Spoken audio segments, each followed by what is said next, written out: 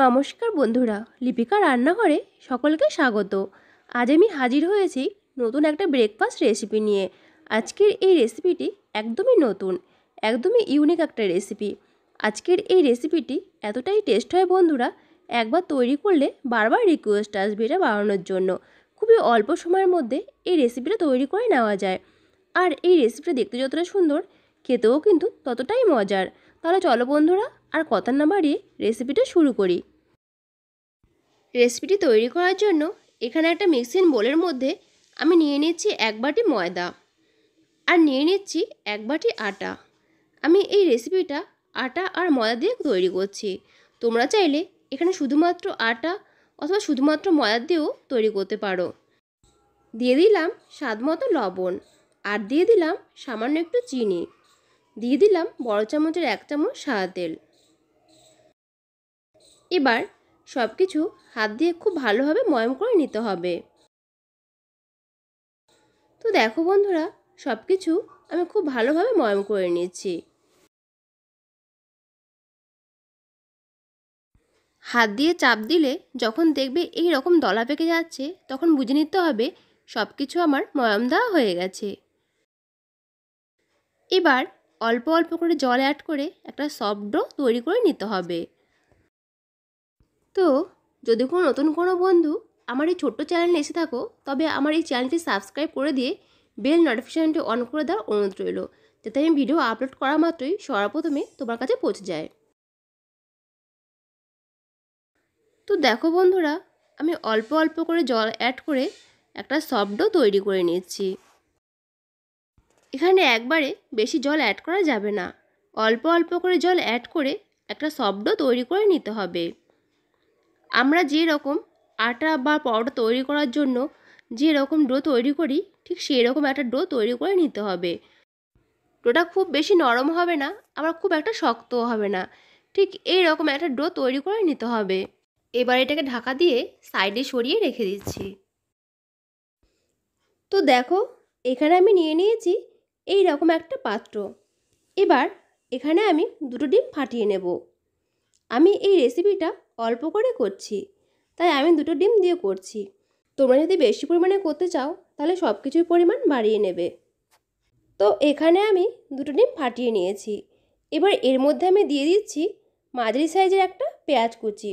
পেঁয়াজগুলো আমি একদম ছোটো ছোটো করে কেটে নিয়েছি। দিয়ে দিচ্ছি একটা টমেটোর অর্ধেকটা টমেটো কুচি। টমেটোগুলো আমি একইভাবে কেটে নিয়েছি।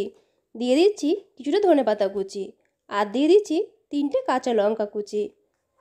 এবার দিয়ে দিচ্ছি কিছুটা গোলমরিচ গুঁড়ো, দিয়ে দিচ্ছি সামান্য একটু হলুদ গুঁড়ো, দিয়ে দিচ্ছি সামান্য একটু লঙ্কার গুঁড়ো, আর দিয়ে দিচ্ছি স্বাদ মতো লবণ। এবার সব কিছু দিয়ে সব কিছুটা কাঁটা চামচের সাহায্যে খুব ভালোভাবে মিশিয়ে নেব। তো বন্ধুরা, এই রেসিপিটা এতটাই টেস্ট হয় বন্ধুরা, তোমরা একবার না বানালে কিছুতেই বুঝতে পারবে না। একদম কম সময়ে আর ঘরে থাকা সামান্য কিছু উপকরণ দিয়ে খুব সহজে এই রেসিপিটা তৈরি করে নেওয়া যায়, আর খেতে কিন্তু হয় দুর্দান্ত। তো দেখো বন্ধুরা, সব কিছু আমি খুব ভালোভাবে মিশিয়ে নিয়েছি। এবার এটাকে আমি সাইডে সরিয়ে রেখে দিচ্ছি। এবার যে ডোটা আমি মেখে রেখেছিলাম, তার ঢাকনাটা আমি তুলে নিচ্ছি। ডোটা আগের থেকে অনেকটাই সফট আর নরম হয়েছে। এবার এই ডোটা থেকে আমি কয়েকটা লেচি কেটে নেব। আমি এই রকম রুটির মতো সাইজ করে কয়েকটা লেচি কেটে নিচ্ছি। তো দেখো, আমি এখানে একই রকমভাবে 5টা লেচি কেটে নিয়েছি। এবার একটা লেচি নিয়ে চাটুর ওপর রেখে একটু শুকনো আটা বা ময়দা ছড়িয়ে এই লেচিটাকে বেলে নিতে হবে। আমরা যেরকম রুটি তৈরি করি, ঠিক সেরকমভাবেই এই লেচিটাকে বেলে নিতে হবে। একদম মোটাও না, আবার একদম পাতলাও না, এই রকমভাবে এই লেচিটাকে বেলে নিতে হবে। তো দেখো, একটা লেচি আমি বেলে নিয়েছি। এবার এর উপরে আমি দিয়ে দেবো 4 থেকে 5 ফোঁটা সাদা তেল। তেলটা দিয়ে হাত দিয়ে তেলটা আমি চারিদিকে এইভাবে লাগিয়ে দেব, আর ওপর দিয়ে কিছুটা শুকনো ময়দা আমি এইভাবে ছড়িয়ে দেব। তারপর ময়দাটা আমি এইভাবে আলতো হাতে সেট করে দেব। এবার আমি নিয়ে নিয়েছি একটা ছুরি। এবার ছুরির সাহায্যে দু সাইডটা আমি এইভাবে কেটে নেব। দু সাইডটা এইভাবে কেটে নিতে হবে। এবার সাইডগুলো এইভাবে মুড়ে দেব। তোমরা একটু খেয়াল করলেই বুঝতে পারবে আমি কাজটা কিভাবে করছি। তো দেখো, সাইডগুলো আমি এইভাবে মুড়ে নিচ্ছি।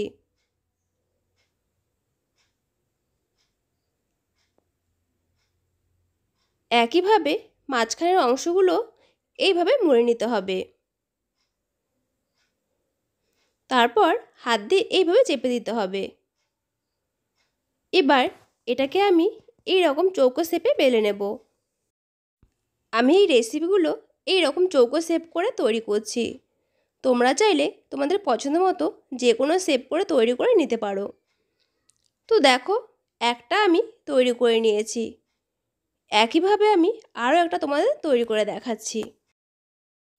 সকালে অথবা সন্ধেবেলা দিনের যে কোনো সময় যদি তোমাদের কিছু খেতে ইচ্ছা করে, তাহলে ঝটপট এই রেসিপিটা তোমরা তৈরি করে নিতে পারো। একদম কম সময়ে আর সামান্য কিছু উপকরণ দিয়ে এই রেসিপিটা তৈরি করে নেওয়া যায়। আর বাচ্চা থেকে বড় সকলেই কিন্তু এটা খুব পছন্দ করবে আর মজা করে খাবে। তো দেখো, আরও একটা আমি তৈরি করে নিয়েছি।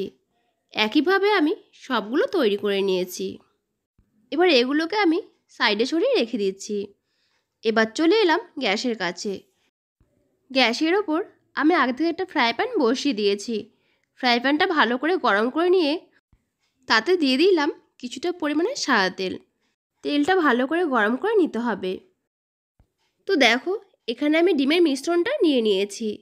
আর আমি যে পরোটাগুলো তৈরি করে নিয়েছি তার থেকে একটা পরোটা নিয়ে পরোটার গায়ে ডিমের মিশ্রণটা খুব ভালোভাবে লাগিয়ে নেব। পরোটার গায়ে ডিমের মিশ্রণটা খুব ভালোভাবে লাগিয়ে নিয়ে এটাকে ভেজে নিতে হবে। পরোটার গায়ে ডিমের মিশ্রণটা লাগিয়ে নিয়ে এটাকে আমি তেলের মধ্যে দিয়ে দিয়েছি। এবার এটাকে উল্টে পাল্টে খুব ভালো করে ভেজে নিতে হবে। গ্যাসের ফ্লেমটা মিডিয়ামে রেখে এগুলোকে ভেজে নিতে হবে। এই রেসিপিগুলো তৈরি করার জন্য খুব বেশি তেল দেওয়ার কোনো প্রয়োজন নেই। অল্প তেলেই এই রেসিপিগুলো খুব সুন্দরভাবে ভাজা হয়ে যায়। তো দেখুন বন্ধুরা, কত সুন্দর ফুলে উঠেছে। একটা আমার তৈরি হয়ে গেছে। এবার এটাকে আমি নামিয়ে নিচ্ছি। একইভাবে আমি সবগুলো তৈরি করে নেব। রেসিপিগুলো দেখতে যতটা সুন্দর, খেতেও কিন্তু ততটাই মজার। তো দেখো বন্ধুরা, সবগুলো আমি তৈরি করে নিয়েছি। তোমরাও একদিন এইভাবে ট্রাই করবে। আশা করি অনেক ভালো লাগবে। আজকের এই রেসিপিটা ভালো লেগে থাকলে একটা লাইক আর কমেন্ট করে দেওয়ার অনুরোধ রইল। তো আজকের মতো টাটা। দেখা হবে আবার নতুন কোনো রেসিপির সাথে। ততক্ষণ সে ভালো থাকবে, সুস্থ থাকবে।